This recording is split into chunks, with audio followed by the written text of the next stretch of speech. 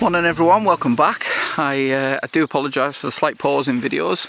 I've had a lot on my plate lately with the gallery, lots of boring stuff that I'm sure you don't want to hear about, but a few issues with scaffolding and repair and all that sort of thing, but they're out of the way now. But this video this morning, I was actually going to do that in the gallery, but I hate doing sort of talking heads videos behind a desk. So we're out shooting this morning down at Crummock Water. It's really quite lovely actually. It's lovely, calm and still. I did miss the best of the mist, which is a bit of a tongue twister that. But I missed the best of the mist. I got here about 10 minutes after sunrise and it was already starting to clear. I did fire off a couple of shots, which I'll show you on the screen now. But yeah, it's all sort of cleared a little bit. But I'm going to stick it out here and do a bit of shooting while I'm doing this video.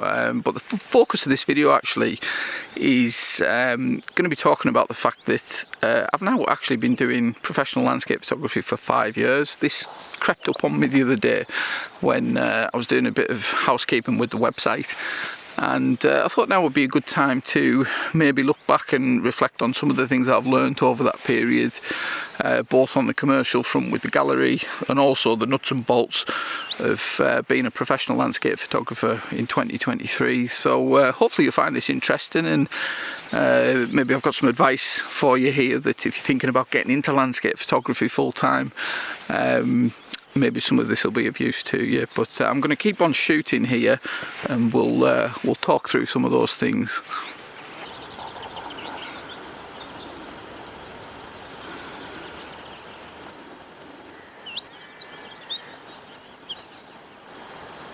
Now this shot that I'm looking at over here towards Woodhouse Islands, this is one that I've shot quite a few times over the years, but the last time I was here I got some nice shots, but they were lacking a bit of atmosphere and a bit of light.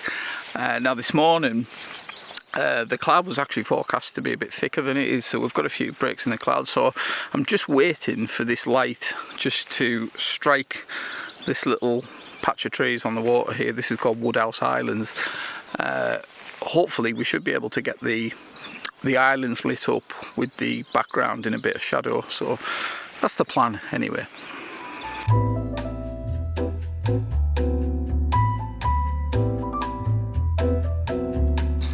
So 5 years as a full-time landscape photographer, where has the time gone? It's absolutely flew in, to be honest, for me. Last couple of years have obviously been a struggle for a lot of people, and especially as a small business owner. But I thought I'd do this video just to perhaps give you a little bit of advice if you're thinking about coming into landscape photography full-time, and some of the pitfalls to be aware of, because I don't think there's an awful lot of good advice here on YouTube for this. So we'll start off with the first thing, which is the absolute key thing that I've learnt with in terms of sales and commercial, in that if you're trying to scale up selling your work, and I'm not talking about selling the odd print here and there, but actually trying to make some proper money from it, you need to really consider the fact that what we like to shoot as landscape photographers doesn't always go well on the sales side. I've touched on this before in a previous video about selling work in my gallery, but it does cross over into people wanting to sell prints and stuff outside of a gallery setting, in that you really need to key into what your marketplace is and what your target audience is, because as photographers we're always trying to improve and create new and original work, which obviously is a sort of a given really if you're trying to improve. But just be aware that a casual audience who aren't invested in photography don't share those same sentiments, and they're not always looking for the most original thing or the most nuanced bit of photography. It's one of the reasons that, and I've said this in the past with my shopping, that probably 50% of the stuff I have on the walls I don't actually like all that much, and that's going to sound terrible, but it serves it's a means to an end.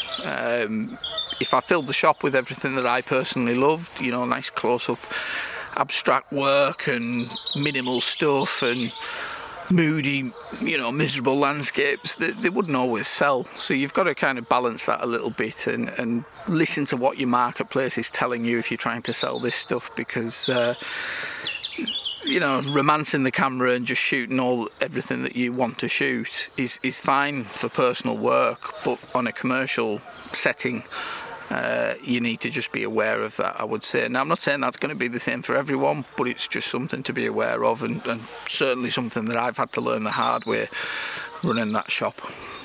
Right, I'm getting sidetracked here because I feel like I'm doing 2 videos at once. This isn't quite panning out as I'd planned. It's actually doing the reverse of what I thought would happen, which is I thought I would have light on the trees and a dark background. I've actually got light on the background and dark trees, which is fine.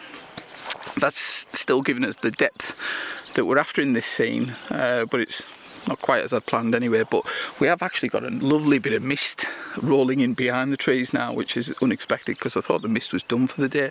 So I'm going to keep firing off shots here as this mist drifts across. I just hope these ducks get out of the way. You can always rely on ducks to come and ruin your reflection. They think they're going to get fed and they're coming my way, which isn't good because they might ruin the shot, but fingers crossed they bugger off.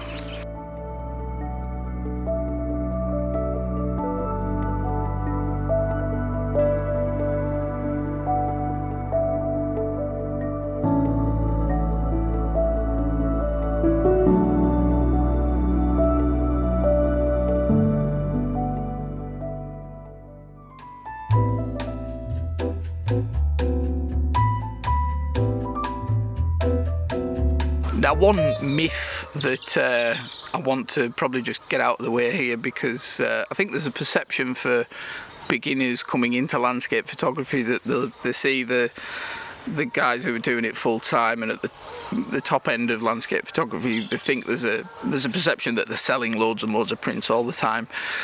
I'm here to tell you that that's a bit of a myth, and I talk to enough people who do this full time, and I'm privy to certain information, and any good professional landscape photographer will tell you that print sales really isn't where the money is, and most landscape photographers don't market the prints too much if that's not the focus of the business, because it's a tough sell to sell anything to someone on the strength of just looking at it on a computer screen. I liken it to like buying a sofa. You wouldn't buy a sofa unless you went and sat on it first, and it's the same a little bit with a print in this. If you're pricing a print quite high, it might be hundreds of pounds.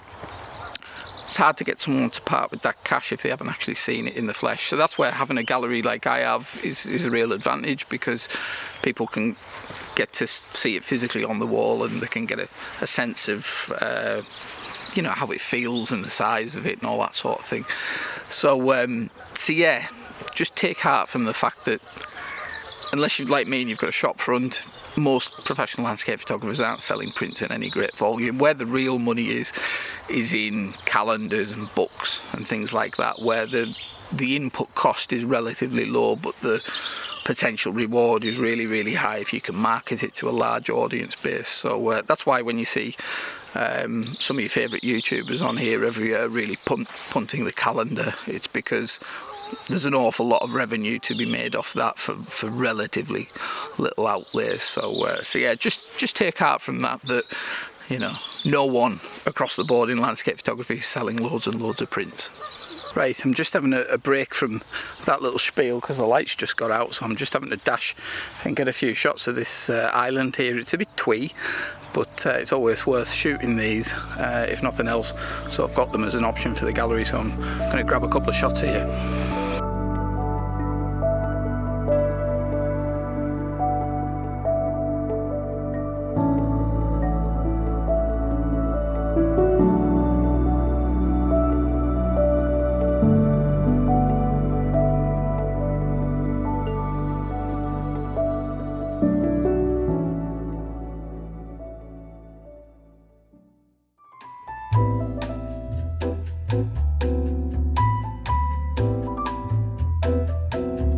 Right, I think I've got what I was after there. That was a classic example of what I was talking about in point one there, which is that shot really does not an awful lot for me in terms of excitement, should we say, but it's got commercial value, that shot, and it's one that I can definitely put in the gallery as an option to sell. came here this morning specifically because I've shot a lot of Crummock Water from down the bottom end, but I've not really got anything from this top end, so that little shot there will tick a few boxes, so definitely worth dashing over there and getting that shot. But the next point, which is probably stating the obvious, but is definitely true, it's bloody tough doing this full time. There's no getting away from that, and I certainly won't sugarcoat it. The value of photography across the board in all sectors has diminished dramatically, I would say, in the last 10 years. You can trace a lot of that back to things like the rise of the mobile phone, which has obviously had a big hit on things like camera sales and stuff like that. Probably earlier digital as well. They're videos in themselves, I would say, but yeah, the value has gone down. What people will pay for photographic services has rapidly gone downhill, I think, and it's a tough gig doing it, landscapes in particular. The way I look at it, you've got 3 roads into landscape photography full time. The first method, which is the tried and tested method, which most landscape photographers have done for years, which is you would spend a significant amount of time, probably anything up to 10 years, building a reputation, your skills and portfolio, a client base that you could sell your services to, and you would keep chipping away at it until it got to a point that it was financially viable to move away from your job. That road in now is very, very tough because, well, purely the sheer numbers of photographers that are doing it now, it's far, far more than it was years ago. And that's not to knock photographers from 10, 15 years ago. It's just a reality that there's just more photographers doing it now. It's just a numbers game. So your chances of breaking through over the masses is going to be far smaller. So that's your first road in. Your second road in, which is another rapidly closing gate, I would say, is YouTube. Now, YouTube was one that 6 or 7 years ago you could almost cheat the system a little bit, in that rather than swimming in the big pond with all the other photographers, this was a relatively small pond in terms of how many photographers were on here, and there wasn't, if I'm being kind, there wasn't quite the same pressure to build a portfolio of quality photography. The reliance was more on were you a good entertainer on the camera, and if the photography was passable, then great, you could build a platform on here.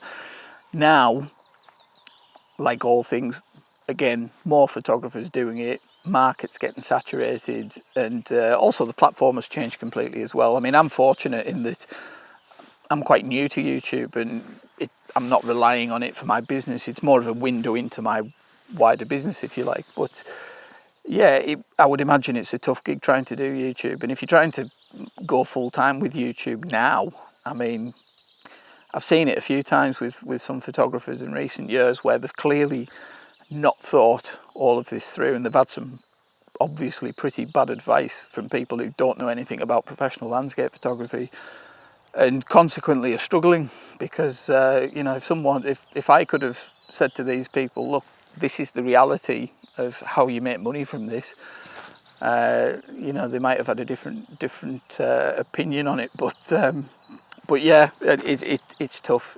There's no getting around it. And for some reason at this inopportune moment, my camera stopped recording. I don't know why, it doesn't make any sense at all.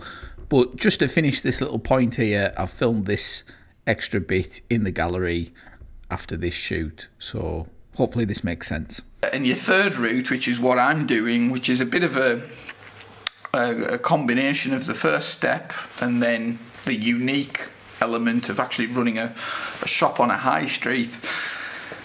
I mean, landscape photography galleries now are rarer than hen's teeth. You hardly see them, and it's a combination of a lot of factors, but basically if you're lucky to get the opportunity like I did, where one almost falls into your lap. I mean, I was very fortunate in terms of timing and I guess the stage I was in my life at that time where I could move from a job and take this on. That's pretty rare. A lot of things had to align for me to be able to take this on, and while it was a huge risk to do it, I've been very fortunate to be able to do this, but this method of professional landscape photography is pretty rare. So if you can find a gallery space in a town and you think you've got the skills and the quality of portfolio to make that work financially, then go for it. It's probably an easier road than steps 1 and 2, to be honest with you. But those opportunities to take on a unit in the middle of a town, especially a tourist town like I've got, are pretty rare. So it's apart from that, professional photography, landscape photography is a great gig and it's absolutely amazing. But I'd be lying if I said it wasn't tough. And I think it's important for someone in my position, as I say, to be honest with people, because I don't think there's enough of that on YouTube, and there's a lot of bad advice on here basically. But as someone who's sat in this position now for five years or more, I think I'm pretty well qualified to give that advice.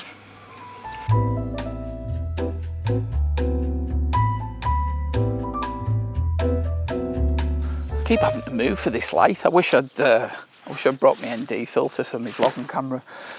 Right, this next one is a bit of an obvious one, but I think it's really important, is that the quality of your work is absolutely vital. And you would think that would be a given, but you'd be amazed how many full-time landscape photographers I see that clearly don't spend enough time actually producing quality work. Now, we all know in this age of social media that promotion and marketing is an important part of any business, and don't get me wrong, it is, but it should never be taking over your photography. You can, and I've seen it and continue to see it, in that you can gain a relatively amount of short-term success by sort of gaming the system a little bit, by using clever marketing tactics and buddying up and ingratiating yourself with certain individuals to, get you a leg up. And, I see that all the time, and I kind of smile, because it's never been my way. I'd far rather plough my own road. But if you spend all your time doing social media and marketing, it gets exhausting. I mean, I do this full time, and the relatively small amount of marketing I find exhausting, let alone for people who are, really deep into it far more than I am. So yeah, you've got to root your photography in producing the best quality of work that you can. It's an obvious point, but it's something that I try to live by, and hopefully when I'm finished, people will look at my work and remember me for being a good photographer, not a clever marketer. I could think of out worse than being known as a mediocre photographer, but bloody great at marketing, and we all know they are. And, as I say, for short-term success, it's probably not a bad strategy, but for longevity and your work standing the test of time, then you've really got to be focused on producing the best work that you can. I know that sounds maybe even a bit elitist, I don't know, but I don't really care, to be honest with you. So yeah, it's important. Don't take your eye off the ball with that. And whether you're wanting to do it full time or not, I think it's important that you keep focused on producing good quality work. But anyway, hopefully you found this interesting and not too negative. It would be wrong of me in my position to give you anything but the honest truth, which I think, this is pretty accurate, and most photographers would tell you similar things to what I'm telling you in this video. But anyway, I'm going to wrap this up because I'm absolutely sweating buckets. It's really muggy, and I need to go and get the shop open as well, because even though I got here early for sunrise, it's 9:30 now. I don't know where the time's gone this morning. So yeah, keep liking and subscribing, and I'll be out shooting bluebells next, I think, because it's that time of year. I'm hopefully going to maybe get down to Dorset if I can. I've always wanted to go and shoot bluebells down there, so yeah, that should be good. So yeah, keep liking and subscribing, and I'll catch you on the next one.